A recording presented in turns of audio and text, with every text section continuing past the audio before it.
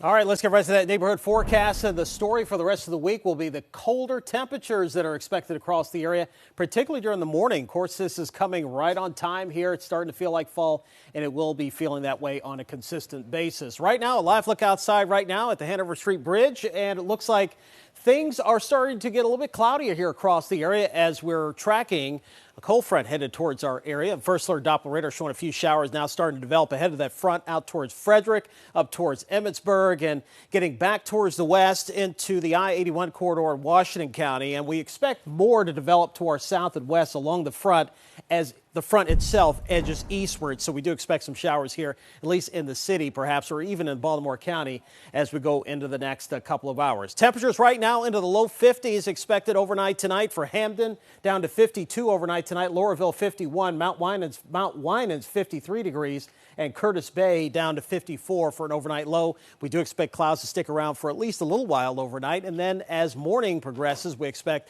those skies to clear. Temps mid to upper 60s across the region right now, so it was a beautiful afternoon with many locations getting up into the low 70s, but notice how much cooler it's getting behind that front.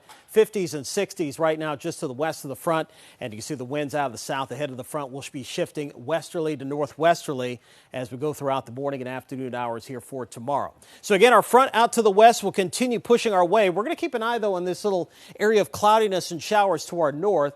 That is as a result of an upper-level area of low pressure. That's going to pass just off to our north, and the reason why that's important is even though we're seeing some clouds now with a few showers, we'll see a period of sunshine tomorrow morning, and then as that upper-level low rotates into the region, we could see clouds fill back in tomorrow afternoon. Still going to be a decent day, but it's going to be noticeably cooler, especially with that wind getting a little gusty here through the afternoon. Here's a look at your Maryland cast, expecting temps in the 40s out in the mountains, western Maryland into the 60s, southern Maryland, same story, eastern shore and the beaches, winds out of the west at about 10 to 15 miles an hour. A little bit windier, though, out in the higher elevations of western Maryland. Temps again for tomorrow, 65. That's what we're going with for a high temperature. Notice dry throughout the day with a gusty west wind at about 15 to 20 miles an hour. And then the next few mornings are going to be quite chilly. Thursday morning, this is where we're likely going to end up. Some readings into the low to mid 40s across the area, right around 50, perhaps near the bay. And then on Friday morning, it gets even colder. Upper 30s to around 40 degrees, mid 40s